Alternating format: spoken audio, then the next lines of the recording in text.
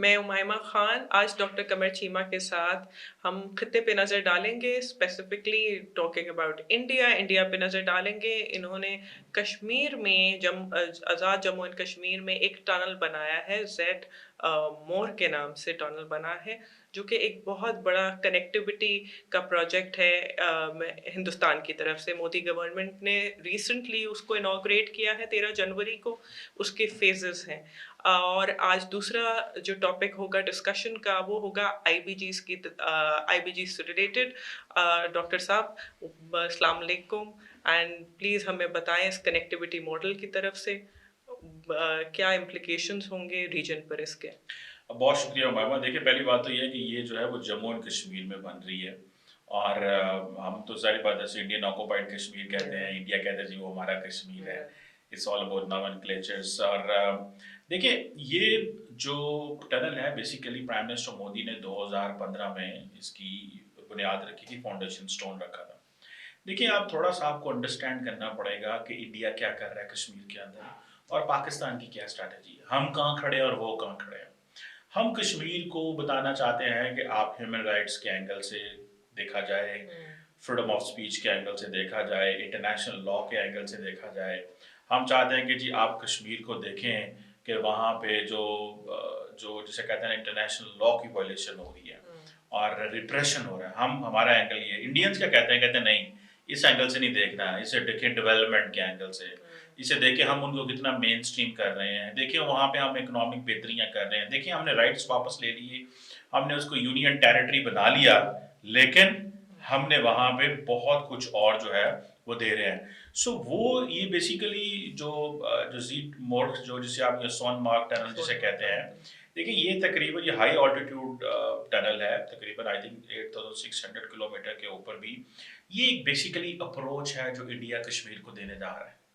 वो कह रहे हैं जी हम आपको लद्दाख से कनेक्ट कर देंगे, हम आपकी कनेक्टिविटी कर रहे हैं, हम तो देखें आपके लिए काम कर रहे हैं, हमने तो डेवलपमेंट करना है। अच्छा, ये चीज़ जब पाकिस्तान के कश्मीर वाले देखते हैं, वो कहते हैं जी हमारी बिजली महंगी है, वो कहते हैं जी यहाँ इकोनॉमिक कंडीशन ठीक नहीं है, वो कहते हैं यहाँ पे कश्मीरी जो है रोजला का लेने के लिए जाते हैं, कराची जाते हैं, इस्लामाबाद आते हैं, लाहौर जाते हैं, अंबैर जाते हैं।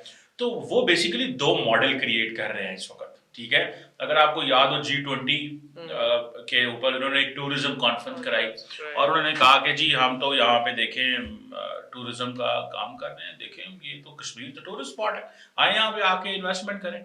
आपको याद होगा माजी में एक फार्मूला रेसिंग कंपटीशन करा दिया था उन्होंने श्रीनगर के अंदर। सो द क्वेश्चन इज के बेसिकली दो डिफरेंट मॉडल क्रिएट किए जा रहे हैं। और सिर्फ ये नहीं, मैं पढ़ रहा था कि एक और टनल है जिसे बोलते हैं जोजीला टनल। जोजीला टनल जो है वो नेक्स्ट 2026 में वो खोल रहे हैं, जो कि 13 किलोमीटर लंबी है। इसी तरह एक रेल लाइन प्रोजेक्ट है तकरीबन $3.9 बिलियन का। सो इट मीन्स कि आप देखिए कि वो construction, development, economic revival, main streaming of Kashmir with India और उसको लिंक करना चाह रहे हैं। सो मेरा ख्याल है कि ये एक बड़ी इंपॉर्टेंट मैसेजिंग है। ये मैसेजिंग है फॉर पाकिस्तान कि पाकिस्तान क्या कर रहा है। क्या पाकिस्तान ने जिस अंदाज से हम चीज़ें लेके चल रहे हैं ऐसे चलेंगे?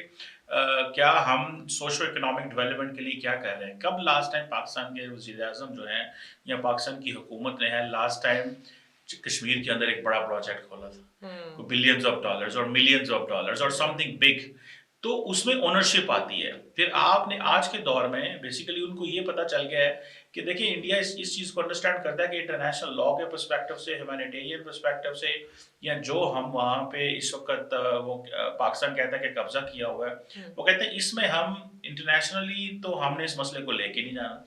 आपको याद है वो कह रहे हैं कि ये हमारा एक ज़ाती इंटरनल मसला है।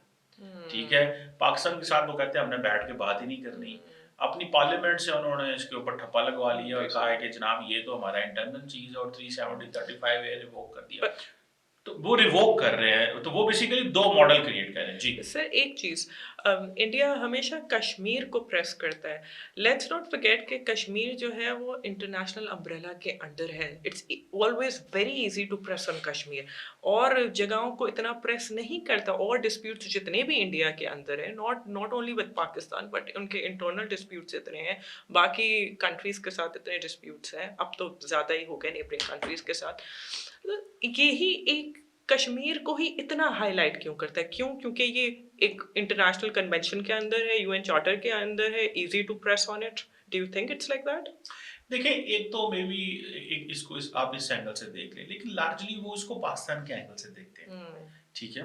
और आपको पता है पाकिस्तान जो है ना, it's not a foreign policy issue for India, it's a hmm, domestic issue है वहाँ पे। हुँ, उन्होंने पाकिस्तान के बारे में बात करनी ही करनी है, जो भी हो जाए, अमित राइट, शाह हो, राजनाथ सिंह हो, प्राइम हाँ, मिनिस्टर मोदी हो, जितनी भी वहाँ पे लीडरशिप है, करेक्ट, उन्होंने पाकिस्तान का ज़िक्र करना है। उन्होंने कहना है जी देखिए जी वहाँ पे जनाब वहाँ पे गुर्बत है जी, वो कटोरा लेके क्यों जिस तरह वो हमारे साथ करते हैं और फिर क्योंकि हमारे अपने लीडर भी ऐसे ही करते हैं, तो बेसिकली हमारे लीडर्स ने ही उनको ये वोकैबुलरी दी हुई है कि भाई ये तुम बोला करो, कटोरा जैसे बोला करो।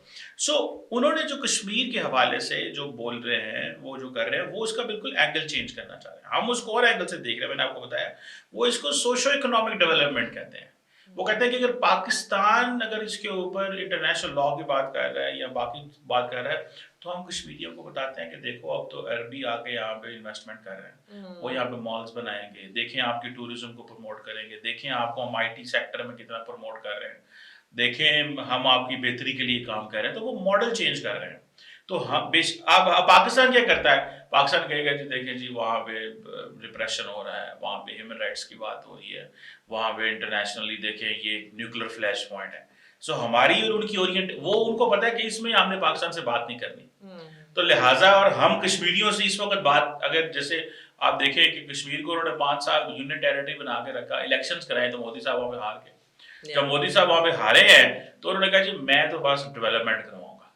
डेवलपमेंट वो कहते हैं एक ऐसा चीज है जिससे आप उन लोगों के हार्ट्स एंड माइंड, जिसे वो कहते हैं ना हार्ट्स एंड माइंड जीतना, वो हुँ, कश्मीरियों के hearts and minds they want to win with hmm, with the development, with economic uplift करके वहां पे। सो इसलिए दो डिफरेंट चीजें हैं। सो ये जो टनल है, हुँ, जैसे कल प्राइम मिनिस्टर मोदी को मैं देख रहा था हुँ, कि वो जिस अंदाज से आपने देखा है उनकी तस्वीरें, वो जो वहाँ पे हैं, उन्होंने जो जो जो ड्रेस पहना हाँ, हुआ है, वो नॉर्मली वो बड़ा इस वक्त पॉपुलर है इंडिया के अंदर। हुँ, कि एक तो वो जारी बात है वो अपने साथ किसी को पसंद नहीं करते, वो टनल में अकेले ही जा रहे हैं, हुँ, ऐनक उन्होंने पहनी हुई है और दस्ताने वगैरह पहने हुए हैं, सर्दी सर्दी वहाँ पे काफ़ी थी। तो उन्होंने कहा कि बेस्ट चीज़ यही है कि अपनी पीआर भी कर ली, थोड़ी सी फोटोशूट भी कर लिया, या और दूसरा ये है कि उन्होंने बता भी दिया कि देखिए हम ये प्रोजेक्ट करने वाले हैं। सो ये high altitude tunnel banana it's all about socio economic development, और वो ट्रांसफॉर्मेशन लेके आ रहे हैं। It's a right time Pakistan भी इन चीज़ों पे सोचे, particularly in GB hmm, and Kashmir. अगर हमने वहाँ पे बड़े पैमाने पे इकोनॉमिक प्रोजेक्ट्स ना इंट्रोड्यूस कराए, हुँ, वहाँ पे लोगों के लिए वही रोजगार ना देखें। हुँ, देखें, अगर कश्मीर से लोग लाहौर आते हैं, हुँ, क्या लोग लाहौर से कश्मीर नौकरी ढूंढने जाते हैं? सो अगर नहीं ना जाते तो it means something is to worry. ये किसी भी जगह के लिए हो। या अगर हम कराची जाते हैं नौकरी ढूंढने, पर हम टंडूवाला यार या जिसे हुँ, कहते सखर नहीं या जाएंगे। So right, it means every city should be like this, कि आपको जहां पे भी जॉब मिले तो Muzaffarabad is such a place. हम मुजफ्फराबाद में क्रिकेट की ट्रॉफी तो लेके जाना चाहते हैं, हुँ, लेकिन वहां पे इस तरह का माहौल नहीं क्रिएट करना चाहते कि वहां के लोगों की रोजगार निकले या उस चीज को। सो हमने उसको जो टूरिज्म के हवाले से भी अगर आप देखें, तो हमने उसको वैसे अगर प्रोजेक्ट भी किया है तो वो इंफ्रास्ट्रक्चर नहीं दिया। सो हमें कश्मीर को उसकी सोशो इकोनॉमिक डायनामिक्स को बदलना होगा, उसकी उसके ऊपर काम करना पड़ा होगा। नहीं तो जो सरहद पार वो जो काम कर रहे हैं ना, हुँ, वो बिल्कुल एक डिफरेंट लाइन लेंथ पे लेके चल रहे हैं। और अभी तो कश्मीरियों ने आपस में मुकाबला करना लग पड़ना है कि देखो तुम्हारा कश्मीर कैसा और हमारा हाँ, कश्मीर ट्रू, कैसा है। आज आप खोले बॉर्डर, वो बस सर्विस हम चलाते थे, आज जरा चले ना बस जाए कश्मीर, इस कश्मीर से उस कश्मीर, तो वो कहेंगे जी हम जो है, इसमें कोई शक नहीं है कि कश्मीरियों के लिए जो राइट ऑफ सेल्फ डिटर्मिनेशन है that is very much necessary. या और Pakistan will keep talking on that because Kashmiris want कि हम उसके ऊपर बात करें, और कश्मीर कर भी रहा है और हम बात कर भी रहे हैं। लेकिन अब जारी बात है, बोला था बात हमारी सुनता कोई नहीं है, ओआईसी भी लिफ्ट नहीं कराती, चीज़ें इंटरनेशनली चेंज हो गई हैं, अब ज़्यादा इकोनॉमिक्स की बात हो रही है। हुँ। सो हमें इस एंगल से इसको देखना है। बैलेंस ऑफ पावर पे क्या इफ़ेक्ट पड़ेगा विद इन द रीजन? आपको लगता है कि अगर वहाँ लद्दाख तक उन्होंने कनेक्टिविटी क्रिएट कर दी, सो डू यू थिंक कि चाइना, पाकिस्तान, इंडिया क्या मतलब वो बैलेंस ऑफ पावर में किधर बैठेंगे? देखिए, मेरा ख्याल है कि इंडियंस ये समझते हैं कि चाइनीज़ अपनी साइड पे बहुत डेवलपमेंट कर रहे हैं, राइट, इंफ्रास्ट्रक्चर लगा हाँ, रहे हैं।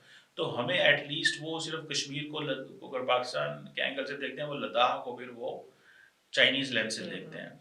तो वो समझते हैं कि हमें इस एरिया में डेवलपमेंट करनी पड़ेगी, और इस एरिया की सुनी गई 2020 के बाद। जब से वहाँ पे हालात ख़राब हुए बॉर्डर के हुँ, ऊपर, एलएसी के ऊपर, आपने देखा कि इसकी सुनी गई। और अब आप देखेंगे, आप थिंग्स हम वो जिसे कहते हैं ना, इंफ्रास्ट्रक्चर वहाँ पे है। अब देखिए, आपको पता है कि तकरीबन तकरीबन दोनों मुल्कों की 1.5 लाख से ज़्यादा फ़ौजें इस वक़्त इतने हाई अल्टीट्यूड पे हैं। 1,60,000 फ़ौज इस वक़्त जो है ना वहाँ पे है। इंडिया अपनी धड़ाधड़ फ़ौजें जो है वो मूव कर रहा है। वो कश्मीर से उठा रहे हैं, वो ऊपर लेके जा रहे हैं, ठीक है? हुँ, शायद वो ये समझते हैं कि पाकिस्तान अब जंग नहीं लड़ेगा हमारे साथ। हुँ, बिकॉज़ उनको पता है ये इकोनॉमिकली बड़े हुँ, डिस्ट्रेस्ड हैं, इन्होंने हुँ, क्या लड़ना है। और दूसरा, उन्होंने S-400 और अपने डिफेंस मिसाइल प्रोग्राम काफ़ी लगा लिए। हुँ, सो ये बेसिकली वो चाइना को बैलेंस करना चाहते हैं, हुँ, इसलिए वो अपने इस खित्ते के अंदर भी काफ़ी इन्वेस्टमेंट कर रहे हैं ऑन एलएसी और इसके इर्द गिर्द। सो इसका जो खित्ते में असर यही पड़ने वाला है कि दोनों इंडिया और चाइना जो है, they are investing in the Indians are investing on the north, hmm, and Chinese are investing in that part of the China which was no-go area for them. So बिल्कुल, अभी recently एक New York times की एक story I थी जिसमें उन्होंने बताया कि काफ़ी सैकड़ों की तादाद में वहाँ पे विलेजेस बन रहे हैं। हुँ, 50 villages, if I am not wrong, 50 villages जो है वो चाइनीज़ ने वहाँ बना दिए हैं, जहाँ पे बहुत सारे लोगों को उन्होंने मोबिलाइज़ किया, मूव किया कि वहाँ पे जाके रहें। या सो सो एक तरफ देखें, that's a sort of a competition, this is national interest, this is something. आप इसको इस तरह कह सकते हैं कि ये एक चीज़ ऐसे है हुँ, कि एक तरफ टॉक्स हो रही हैं, टॉक टॉक फाइट फाइट चल रहा है। हुँ, ये एक तरफ टॉक्स हो रही है कि जी दोनों मुल्क एग्रीड हो गए हैं कि एलएसी के ऊपर आपका इलाका कौन सा है, हमारा इलाका कौन सा है। और दूसरी तरफ जो है वो जिसे कहते हैं ना, सन तजू ने कहा था, if you want piece be prepared for war. तो वो भी कर रहे हैं, वो अपनी जंगी चीज़ें जो है ना वो भी पूरी कर रहे हैं, कंटोनमेंट्स भी बना रहे हैं, फौजी भी लेके जा रहे हैं। अभी मैं रिसेंटली देखता था कोई इंडियन जो हिंदू मज़हब से जिनका ताल्लुक था, उनका एक बहुत बड़ा जो है वो स्कल्पचर भी वहाँ पे बनाया गया, जस्ट टू मतलब वो चाहते हैं कि अब हम इस खित्ते में आप इसमें अपना लगाएं, रिसोर्सेज शिफ्ट करें, और ताकि अमेरिकन को भी हम बताएं कि देखो हमारे लिए यहाँ पे मसले मसाइल हैं। इंडिया एक तरफ अपने आप को पिच कर रहा है कि जी हम तो, चाइना हमारा बहुत बड़ा एनिमी है, ठीक है, hmm, so that all that technological development जो है वो इंडिया के अंदर है। और दूसरी तरफ वो ये भी बताना चाहता है कि हमने नॉर्मलाइजेशन रखनी है, कारोबार करना है। हुँ, ये नहीं है कि हमने लड़ाई नहीं करनी, right, because at this stage India is not in a mood to fight with China. और उनको पता है कि अगर हमने आज चाइनीज से जंग शुरू कर ली हाँ, तो we okay, will be in a disadvantages position, so it's not a right time to fight. जैसे चाइनीज हैं, वो बड़े स्मार्ट हैं, वो स्टिल वो कहते हैं जी हम तो डेवलपिंग कंट्री, वो मानती नहीं हम डेवलप्ड हैं। वो तो, हम तो इकोनॉमी में बात करना चाहते हैं, हम तो आपके साथ मिल के रहना चाहते हैं, हम तो, हुँ, वो उन्होंने बिल्कुल अपना फ्रेम ऑफ माइंड, दुनिया उनको सुपर पावर कह रही है, वो कह रहे हैं हम डेवलपिंग हाँ, कंट्री तो हैं। Very much so eastern Indians भी इसी मिजाज से चल रहे हैं कि स्लोली स्लोली चलो। आप देखें, कभी भी इंडियन लीडरशिप जो है ना चाइनीज को थ्रेट नहीं देती। कभी कोई आपको ऐसी स्टेटमेंट दिखा दें जिसमें इंडियन लीडरशिप ने चाइना को थ्रेट दिया हो। पाकिस्तान को तो कहते हैं ना कश्मीर ले लेंगे, हुँ, कभी उन्होंने कहा हो कि हम ये ले लेंगे तुमसे, हम तुम्हारा ये कर देंगे, हम तुम्हारी शक्ल बिगाड़ देंगे, तुम्हें हुँ, जानते नहीं हो हम कौन है। इंडियंस बोलते ही नहीं है चाइना के बारे में, ठीक है। वो अब मतलब बिल्कुल ही नहीं बोलते, हुँ, क्योंकि उनको पता है कि देखिए $125 की बायलैटरल ट्रेड है, हुँ, 130 billion dollar, out of which $100 billion तो इंडिया उनको बेचता है। तो इंडिया की सारी इकोनॉमी लिंक्ड है, तो वो लेकिन इम्प्लीकेशंस तो हैं इस सेंस में कि काम भी करना है, कंपटीशन भी रखना है और काम भी करना है। अच्छा, जो जो मेन क्रक्स है ऑफ दिस कनेक्टिविटी के टूरिज्म आएगा, डेवलपमेंट दिखाएँगे, वेरी आइडियलिस्टिक अप्रोच है। देखने की बात ये है कि सिक्योरिटी कंसर्न्स भी उस एरिया में बहुत हैं, लेट्स नॉट फॉरगेट दैट। और पाकिस्तान की तरफ से ही नहीं, चाइनीज़ की तरफ से भी सिक्योरिटी कंसर्न्स बहुत हैं उस एरिया में। डू यू थिंक कि इतनी आइडियलिस्टिक आप रख दें नैरेटिव और इस तरह की टूरिज्म इन्फ्लक्स होगा और सिक्योरिटी ग्लिचेस नहीं आएँगे? देखिए, जो कश्मीर इंडिया की साइड पे ना, वहाँ पे उन्होंने काफ़ी ज़्यादा नॉर्मलाइजेशन मुझे इस सेंस में लगती है कि एटलीस्ट उन्होंने they have use force brutally. हाँ, that's what I was force का बहुत बहुत इस्तेमाल बहुत किया उन्होंने, जी, जी। हर रोज़ वो इस्तेमाल करते हैं, और उन्होंने बेसिकली डरा दिया हुआ कश्मीरियों को। तो वो जितनी भी थी ना, एक जो खौफ था, वो एक खौफ पाया जाता है वहाँ पे, हुँ, उन्हें पता है। सो वो जो, जिन्हें वो नॉन स्टेट एक्टर्स कहते हैं या हुँ, दहशतगर्द कहते हुँ। हैं, और कश्मीरी कहते हैं कि हम तो फ्रीडम फाइटर्स हैं और राइट हम होता अपनी है। कश्मीर की जंग लड़ रहे हैं, वो सारे मेन स्ट्रीम एरिया से बाहर हैं। सो उन्होंने मेन स्ट्रीम में सिर्फ इकोनॉमी डेवलपमेंट इंफ्रास्ट्रक्चर को देख रहे हैं। It will take a lot of time. देखिए, कश्मीर इज स्टिल कंसिडर्ड आज अगर पाकिस्तान चाहे या कुछ ऐसी इंडिया पाकिस्तान के बीच में होती है हुँ, तो कोई भी कश्मीर नहीं जाएगा। सो कश्मीर एक ऑलवेज अ वल्नरेबल पॉइंट है, हुँ, इसमें ये कोई शक नहीं है। लेकिन वो कहते हैं कि अब जंग नहीं होनी, क्योंकि इंडियंस ये समझते हैं कि war is out of question. Hmm, war नहीं होनी, वॉर इसलिए आउट ऑफ क्वेश्चन है, वो कहते हैं पाकिस्तान लड़ ही नहीं सकता। हुँ। तो वॉर की तरफ तो अब वो है ही नहीं ना रुझान, अब तो नॉन कॉन्टैक्ट वॉरफेयर की तरफ जा रहे हैं। जहाँ आप टेरिटरी पर ना जाएँ, you still hit the enemy through different technologies जो अवेलेबल हैं। हाउएवर डिप्लोमैटिक और पॉलिटिकल रिलेशंस का क्या होगा अगर इतनी ड्रास्टिकली चीज़ें, क्या आपको लगता है कि Pakistan would be out of the equation? देखिए, वो बात सिंपल सी है। आप मुझे बताएं, वो तो क्रिकेट टीम नहीं भेजना चाहते। हुँ, उन्होंने तो ये फैसला कर लिया कि आईसीसी का इवेंट है, हुँ, पाकिस्तान का इंडिया का बायलैटरल इवेंट नहीं है, हुँ, आईसीसी का इवेंट है। वो कहते हैं हमने आने नहीं है आपके पास। पाकिस्तानी टीम कितनी एम्बेरसमेंट है कि पाकिस्तानी अपना मैच खेल लें। हुँ, आईसीसी की चैंपियंस ट्रॉफी कर रहे हैं, लेकिन हम अपना मैच खेलने दुबई जाएंगे। Isn't it an embarrassment for us? Obviously ये है। लेकिन द पॉइंट इज कि हमें उसमें वो जिसे कहते हैं ना, वो क्रिकेट में नहीं एंगेज कर रहे, तो बायलैटरल्स क्या होता है? let me address the elephant in the room. Is it like कि पाकिस्तान ने वाकई बहुत स्पेस दे दी है like डिफेंसिव जाकर, और we've created lot of room, और वो हमें अब वो पॉलिसीज हमारे फेवर में नहीं जा रही? देखिए, हमने क्या उनको स्पेस देनी है? हम तो ज़ाहिर बात है इस पोजीशन में है कि हम लड़ना नहीं चाहते, राइट। बिकॉज़ हमारे हम ऑलरेडी स्ट्रेस्ड हैं। देखिए, on Balochistan and on these sides. दूसरा इंटरनेशनल प्रेशर भी है कि आप जो है ना थोड़ा-सा बातचीत करने की तरफ जाएँ। सो पाकिस्तान ने पूरा मौका दे दिया है इंडिया को, लेकिन इंडियंस अब वो जिसे कहते हैं ना, वो वो समझते हैं कि बात करने का फ़ायदा क्यों नहीं है? इंटरनेशनल प्रेशर उनके पास है नहीं है, कोई दुनिया में उनको कोई कह नहीं सकता। सो हम उनको क्या कर सकते हैं? हमारे पास क्या ऑप्शंस हैं? फॉर एग्ज़ाम्पल, हम डिप्लोमैटिकली भी कुछ नहीं कर सकते, पॉलिटिकली हम इकोनॉमिकली हम डिपेंडेंट नहीं है एक दूसरे के ऊपर, सार्क डिसफंक्शनल है, इंटरनेशनल कम्युनिटी इंटरेस्टेड नहीं है, इंडिया का वजन बहुत ज़्यादा हो गया हुआ है।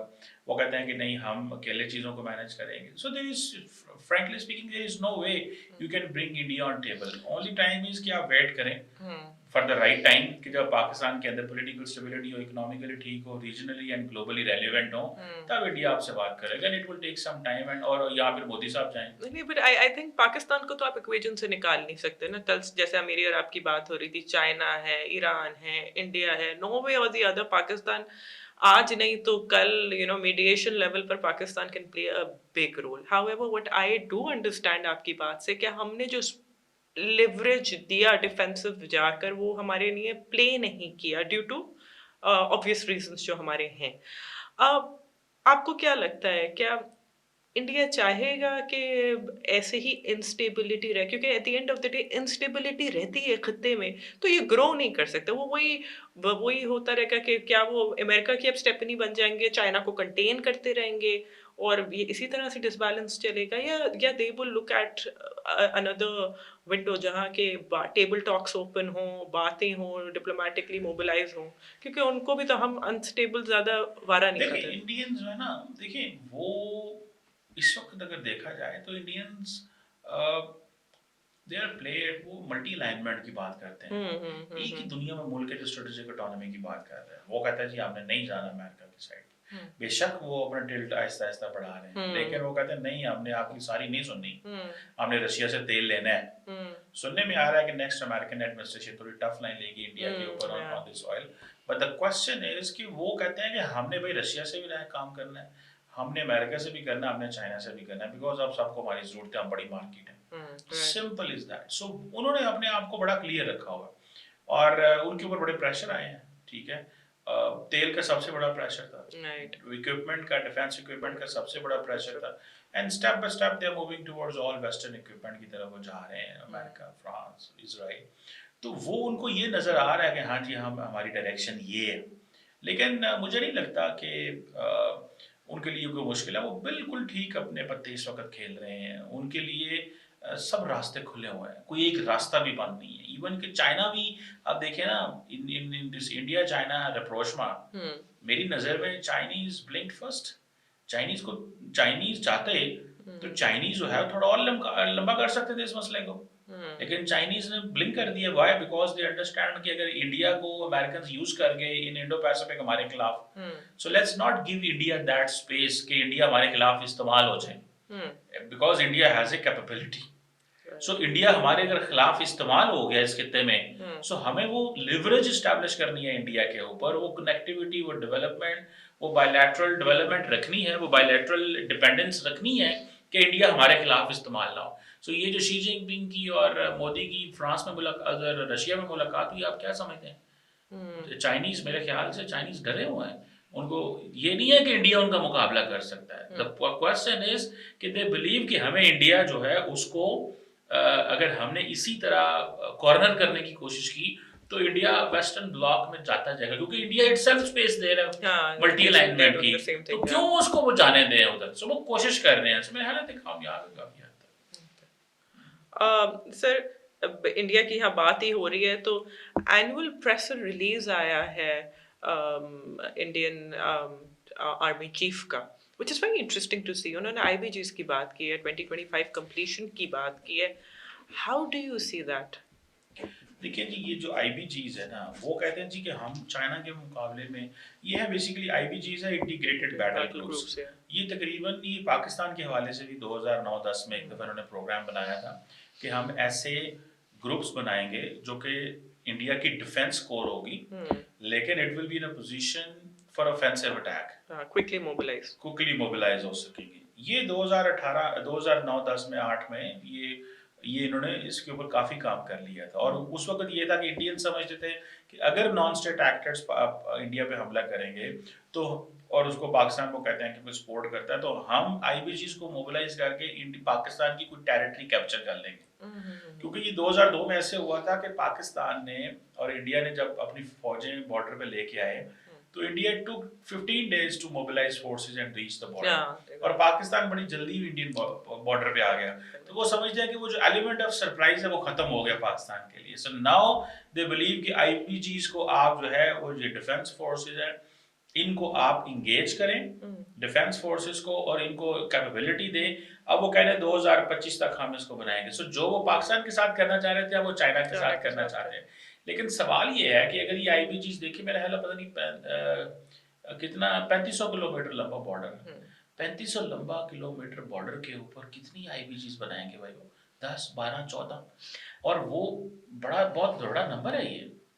IBGs को ऑपरेशनल करने के लिए 3 कैपेसिटी चाहिए, डायरेक्टिव्स, मनूवरिंग टेक्नोलॉजी, ठीक है, और तीसरा एलिमेंट है कंबाइंड आर्म्ड फोर्सेस। क्या ये तीन एलिमेंट्स इंडियन आर्मी जो है वो डिप्लॉय कर सकती है इंटीग्रेटेड, पाकिस्तान की साइड पे भी और ऊपर की साइड पर चाइना की साइड पे भी? इज इट पॉसिबल कि हो जाए? देखिए, ये कंबाइंड मैन्यूवरेबिलिटी की बात कर रहे हैं, टेक्नोलॉजी की बात कर रहे हैं, और चीज़ों की बात कर रहे हैं। देखिए, ये जारी बात है कि ये सारे रिसोर्सेज इंडिया के एक ऑफिस क्रिएट किया CDS का। अब उस ऑफिस की ये बेसिकली जॉब है, ठीक है जी। इस ऑफिस की ये जॉब है ये सारा करना। अब इंडिया कितने रिसोर्सेज मोबिलाइज करता है, कितना पैसा लगाता है, एयरफोर्स को क्या देता है, आर्मी को क्या देता है, तो आई थिंक ये एक बड़ी टास्क है, ठीक है, एक बड़ी टास्क है जो इंडिया अचीव करना चाहता है। इतने बड़े तादाद में अपने रिसोर्स फौजी वहाँ पे रखना, उनको टेक्नोलॉजिकल इक्विपमेंट प्रोवाइड करना, और उनको वो टेक्नोलॉजी देनी है जो चाइनीज से मैच कर सके, और सारी देनी है। सो इट मीन्स कि वो इस बॉर्डर को थोड़ा सा गर्म करना चाह रहे हैं। और मैं तो सोचता हूँ कि अगर वो इंडियन बॉर्डर, वो चाइनीज बॉर्डर पे IBGs होंगे तो क्या गारंटी है कि पाकिस्तानी बॉर्डर पे नहीं होंगे? हो सकता है वो पाकिस्तानी बॉर्डर पे भी IBGs लगा दें। सो ये आप प्लान उनके लिए कर रहे हैं, लेकिन ये क्या गारंटी है कि ये IBGs पाकिस्तानी बॉर्डर पे नहीं होंगे? तो मैं तो समझता हूँ कि ये पाकिस्तान एंड इंडिया दोनों, चाइना दोनों के लिए तैयार हो रहे हैं। गो के वो बोलते रहे कि जी वो नहीं है। नहीं, लेकिन सर ये कहीं ना कहीं क्लेम भी करें कि पाकिस्तानी बॉर्डर्स के लिए भी हैं। हाउएवर, स्ट्रेटेजिक इम्प्लीकेशन क्या होगी अगर डिप्लॉयड सक्सेसफुली? एक तो होता है ना डिप्लॉय कर देना, डिप्लॉयड सक्सेसफुली अगर इन्होंने कर दिया तो let's talk first the angle of Pakistan and India. Implication क्या होंगे? इंडियन डिफेंस पोस्चर चेंज हो रहा है। देखिए, मेरी बात सुने, चाइना के साथ तो इनकी जो जंग है ना, वो तो डिफरेंट डोमेन में लड़ी जानी है। देखिए, अब वॉर हो गई, इलेक्ट्रॉनिक वॉरफेयर की बात हो रही है, अब बात हो रही है इलेक्ट्रोमैग्नेटिक वॉरफेयर की बात हो रही है। अब जंग के जो रूल्स हैं, अब जंग का ट्रेंड बदल गया।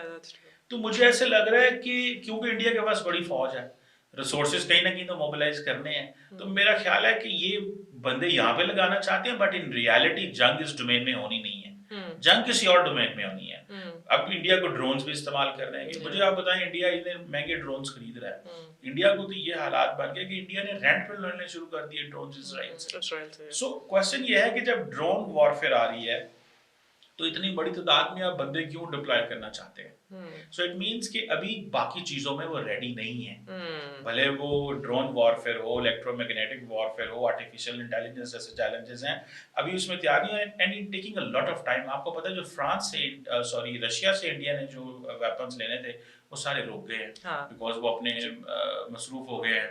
फ्रांस भी उस तेजी से डिलीवर नहीं कर पा रहा, तो उनको बेसिकली वो अपनी फोर्सेस को फोर्स पोस्टिंग कर रहे हैं just to alert the force कि भाई आप तैयार रहे, हमारा जो नेक्स्ट टारगेट है वो चाइना, क्योंकि वो कहते हैं पाकिस्तान से हमें खतरा नहीं है। वो कहते हैं जी उनके पास भी न्यूक्लियर वेपन्स है, हमारे पास भी मिसाइल भी है, सारा कुछ है, तो हम नहीं अब वो जिसे ना कुछ करने जा रहे हैं। सो मुझे ऐसे लगता है कि वो ये फोर्स पोस्टिंग कर रहे हैं, लेकिन इन रियलिटी वो क्योंकि अभी वो जो नई डोमेन्स ऑफ वॉर है उसमें वो उस तरह टेक्नोलॉजिकली अपडेटेड नहीं है, so they will use the man power in that. So that means sir आपकी बातों से फिर ये समझ आ रहा है कि इंडिया पहले जैसे अपनी नरेटिव बिल्डिंग करता है, यहाँ वो बॉर्डर्स पर ऑप्टिक्स बिल्डिंग कर रहा है, और फिर उसके बाद जो है प्रोबेबली इफ दे क्लेम कि 2025 के एंड में आईबीजीज जो है वो ऑपरेशनल हो जाएंगे, डिप्लॉयड हो जाएंगे सक्सेसफुली, डू यू थिंक इसमें हमारी regional security concerning about Pakistan, ये हमारे पास इस वक्त इतनी resources or technology है to equip and handle such sort of IBGs come like such sort of things coming up on our borders? देखिए मैं आपको एक छोटी सी बात बता दूं, जब इंडिया आईबीजीज करता है ना तो हमारे पास एक चीज है उसे कहते हैं हम शॉर्ट रेंज मिसाइल, ठीक है। अब हम क्या करते हैं कि हम ये समझते हैं कि अगर इंडिया ने आईबीजीज रखे और अगर इंडिया 8 डिफरेंट जगहों पे, 10 जगहों पे, 6 जगहों पे इतनी बड़े नंबर पे 20,000 25,000 फौजी रखता है और वो पाकिस्तान के बॉर्डर से 20-25 किलोमीटर या 30 किलोमीटर 50 किलोमीटर दूर है, तो हमारे पास एक छोटा सा मिसाइल है उसे हम बोलते हैं नसर के नाम से, ठीक है। शॉर्ट रेंज मिसाइल है, उसे टैक्टिकल भी आप कह देते हैं। तो हम वो बेसिकली हमारा काम क्या है कि हम हर किस्म के एग्रेशन को और उसको रोकना चाहते हैं। वो कहते हैं कि हम सारा कुछ करेंगे लेकिन हम पाकिस्तान की जो न्यूक्लियर डॉक्ट्रिन है जो भी है उसको हम टच नहीं करेंगे। So under the nuclear overhang हर तरह की लिमिटेड स्केल वॉर जो है वो होगी।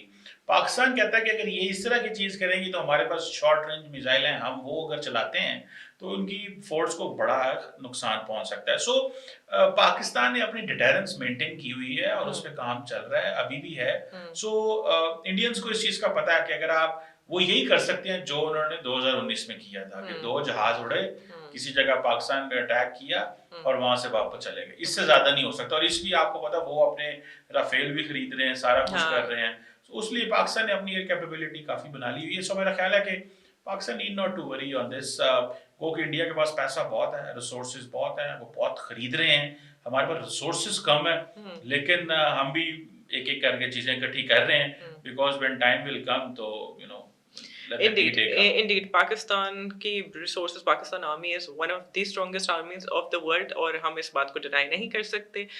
We will keep eye on both of these projects, tunnel पर भी and IBGs पर भी, and we'll look forward के क्या developments होती हैं। We'll keep you updated on it. Thank you from my side and Dr. Qamar Cheema's side.